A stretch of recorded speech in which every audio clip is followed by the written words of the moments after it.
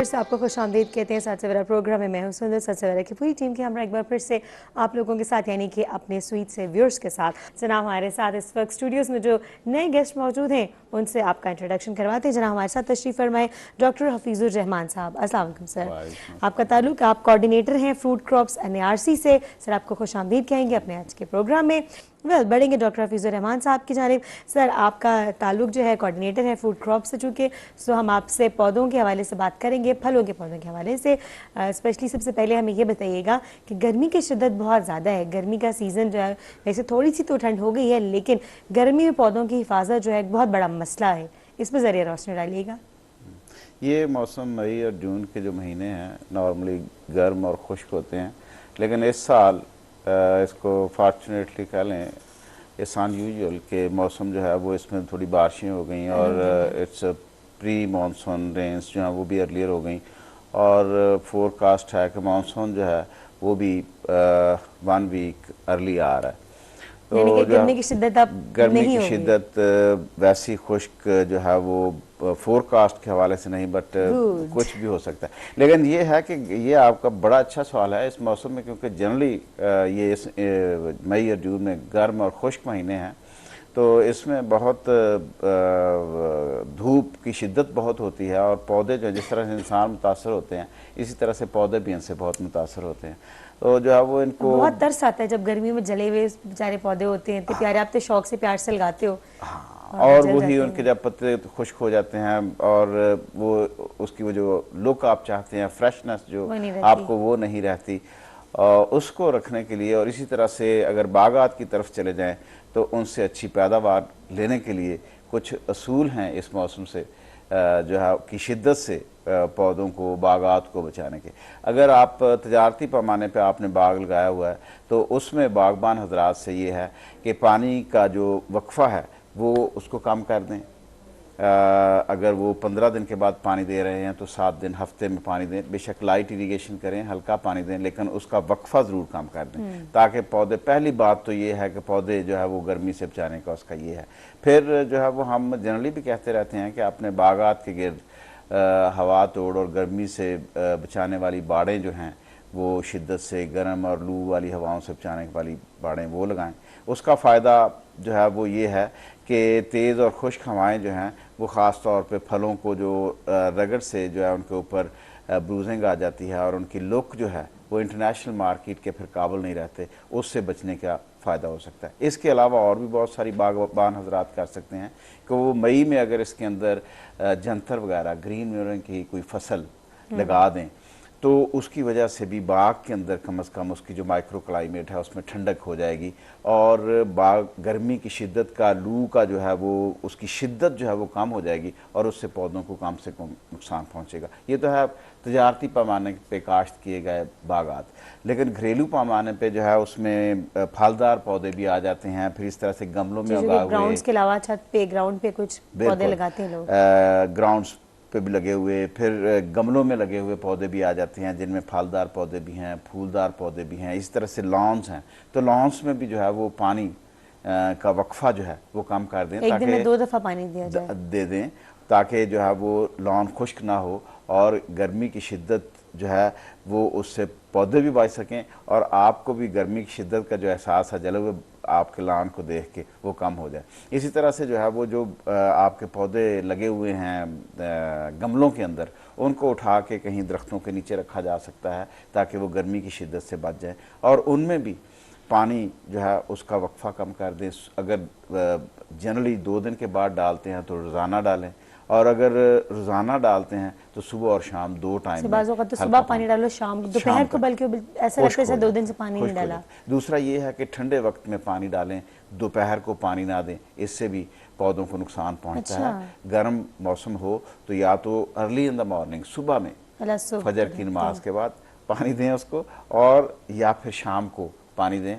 ताकि पौधों को, गमलों वाले पौधों को नुकसान ना पहुंचे, क्योंकि मीडिया या वो मिट्टी जो है पॉट की वो भी गर्म हो चुकी होती है और ख़ास तौर पे वो कंटेनर जो प्लास्टिक के बने होते हैं उनमें मिट्टी गर्म हो जाती है और फिर जब पानी होता है हीट तो वो और भी उसको नुकसान पहुंचाने का सबब बनती है।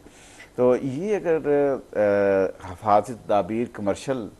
या तजारती पैमाने पे काश्तकारी का बागवान हजरात वो भी इख्तियार करें, और इसी तरह से घरेलू पैमाने पे फूलदार पौधे और उनको, तो ये सारा। और फिर सबसे बढ़ के ये है कि इस मौसम में क्योंकि फूल खुश्क बड़े होते रहते हैं, ऊपर लगे हुए फूल खुश्क जो हैं बाज़ का तो वो भी अच्छे नहीं लगते, उनकी प्लकिंग भी करते रहें। अच्छा, फूलों की प्लकिंग भी, ताकि पौधे अच्छी लुक देते रहें। Very nice, thank you sir. तो ख़वातीन से स्पेशली रिक्वेस्ट है, जो घरों में पौधे लगाने का शौक तो बहुत होता है लेकिन उनकी केयर नहीं होती, तो जितना आप बच्चों की जिस तरह केयर करते हैं, पौधे भी बच्चों की तरह ही केयर मांगते हैं, this is what I believe. और अपनी प्लकिंग पे ही तवज्जो न दें, पौधों की फूलों की प्लकिंग पे भी तवज्जो दें इक्वली। और सुबह सुबह अगर आप, वही वाली बात जनाब के, नमाज़ पढ़ें और अगर आप वॉक करने के लिए बाहर निकलते हैं तो साथ ही पौधों को पानी दें, सबसे बेस्ट टाइम है। और शाम के वक्त अगर आप एक्सरसाइज करने, हल्की सी चहलकदमी करने बाहर निकले तो आप अपने पौधों को पानी दें। और फूलों का बहुत शौक है, स्पेशली मोतिये के फूल जो हैं, पौधे जो हैं, या कुछ लीमू वगैरह, कुछ इस तरह की सब्जियां ख़वातीन जो है अपने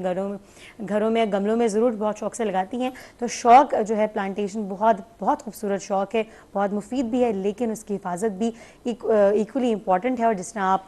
कुछ अगर आप पेट्स घर में पालते हो या बच्चों की हिफाजत करते हो, तो वो भी पौधे भी इसी तरह जानदार होते हैं जिस तरह आपके बच्चे और आपके जानवर होते हैं, तो उनकी भी उस तरह ही केयर और उनसे भी उतना ही प्यार करना चाहिए। सो आप देखेंगे, आप अपने पौधों से जितना प्यार करेंगे आपको उतने अच्छे फ्रूट्स देंगे इन एनी वे। बढ़ेंगे जनाब हम डॉक्टर हफीज़ के जाने। डॉक्टर हफीज़, जैसे कि आपने हमें बताया गर्मियों से पौधों को कैसे बचाया जाए, तो सर अभी तो मानसून का सीज़न आ रहा है, बरसात का सीज़न आ रहा है, तो इसमें तो और भी ज़रा मुश्किल हो जाती है बात। तो मानसून के मौसम में क्या किया जाए? गर्मी के साथ साथ फिर हवा में भी नमी और वैसे भी नमी का तनासब भी ज़्यादा हो जाता है। फिर इसी तरह से जो है वो आगे चल के हम इस पर बात भी करेंगे, बीमारियों और कीड़ों मकोड़ों के हमलों का भी जो है वो खतरा होता है। तो इस मौसम के आपने कुछ हैं कि एक तो ये है कि आप बतौर हिफ्ज़ मातकदम शुरू में क्या करें ताकि इनसे बच सकें, और फिर इसी तरह से जो है वो इस बारिशों से बचने के लिए जो है वो बागात जो तजारती पैमाने के लगाए हुए हैं उनको भी, और घरों में रखे हुए पौधे और लॉन स्पेशली ख़ास तौर पे जो बारिश के पानी में, जब छतों का पानी भी उतर के लॉन में जमा होता है तो वो डूब जाते हैं और फिर उसको जो है वो खुश्क होते हैं, या उनमें जो है वो बाज़ औक़ात ये दीमक का बड़ा इस मौसम में जो है वो हमला होता है, तो उनसे बचने पे हम बात करते हैं। लेकिन मैं गर्मी की तरफ पहले ज़रा जाऊंगा कि जो है वो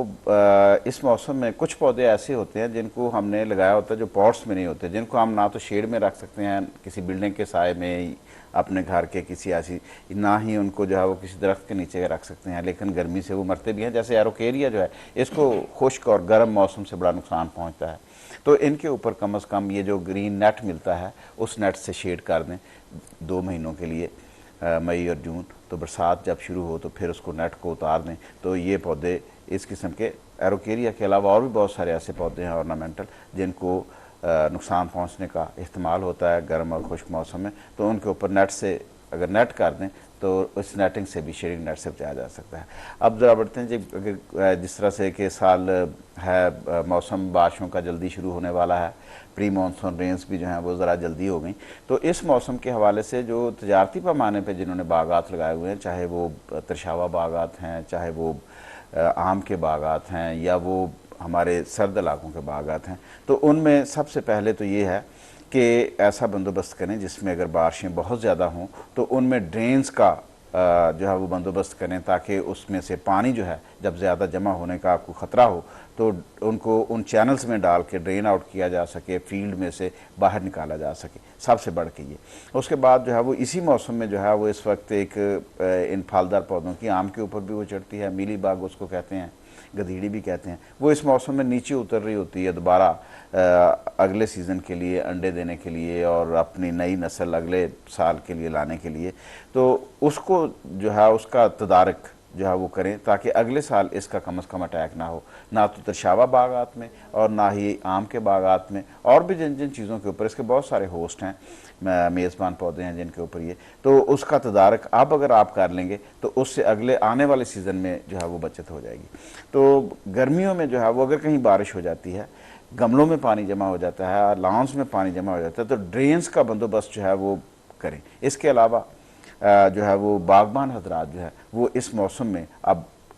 शुरू कर दें अपना इसका तैयारी कि जो है वो पौधों के जो है वो स्टेम, उनको नीला थोथा और चूने का पेस्ट जो है वो बना के तो वाइट वॉश करें। आपसे पूछेंगे इस बचने के लिए क्या किया जाए? तो जो है वो یہ جو پھلدار درختوں کے اسی طرح سے گھروں کے اندر ایک تو جو ہے وہ سب سے بڑھ کے یہ ہے کہ یہ گرمی سے بھی بچاتی ہے. جب اس کے اوپر چونا اور نیلے توتا کا پیسٹ لگا دیا جائے تو اسٹیم کے اوپر ڈائریکٹ جو سن